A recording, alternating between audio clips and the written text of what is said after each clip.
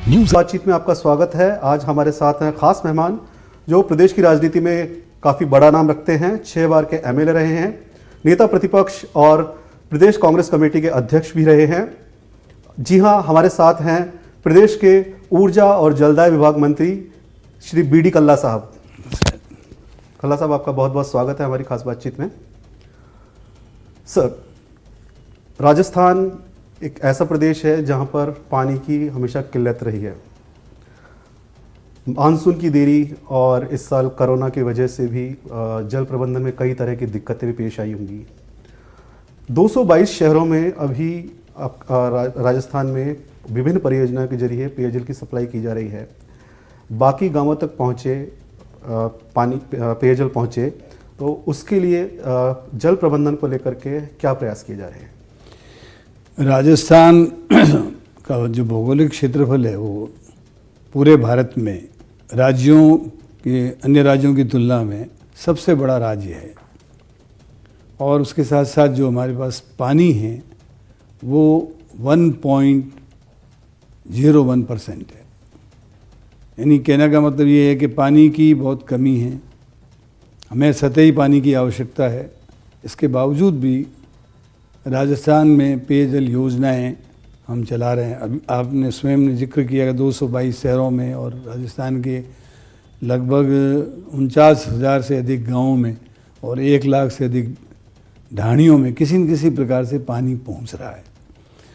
उसके पीछे जलदाय विभाग का एक बहुत व्यापक प्रसार तंत्र है, उसके माध्यम से हम पानी पहुंचा रहे हैं।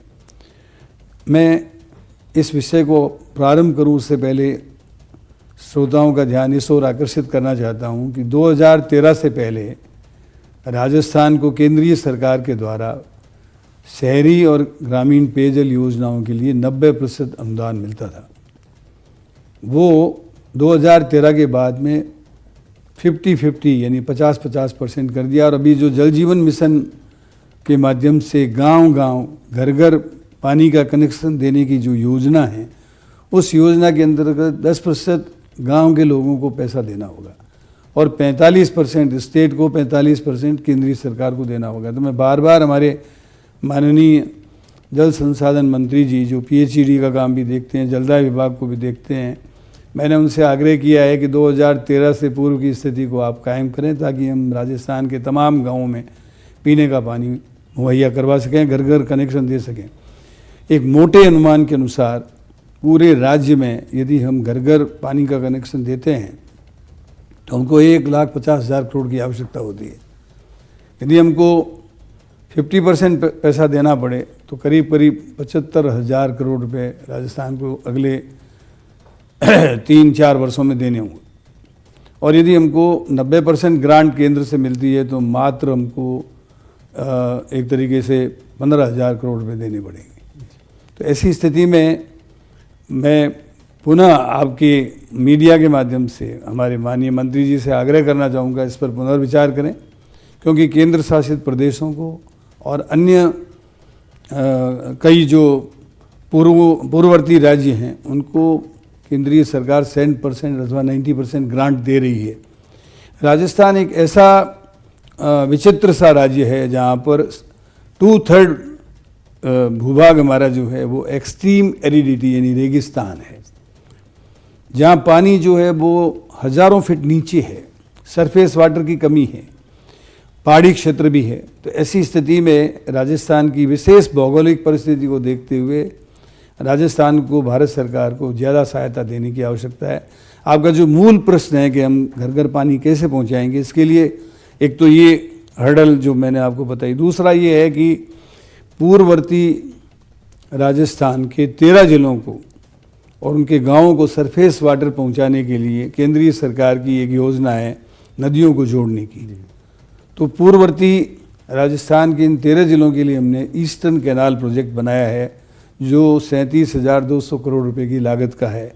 उसकी DPR बनाकर हमने भारत सरकार को भिजवा दी है। स्मरण कराना चाहूँगा कि भारत के वर्तमान प्रधानमंत्री जी नरेंद्र मोदी जी आदरणीय जब जयपुर पधारे थे तो उन्होंने एक मैती सभा में ये कहा था कि मैं इस ईस्टर्न कैनाल प्रोजेक्ट को राष्ट्रीय योजना बनाऊंगा। तो हम उनको याद दिला रहे हैं कि वो कब करेंगे। जी।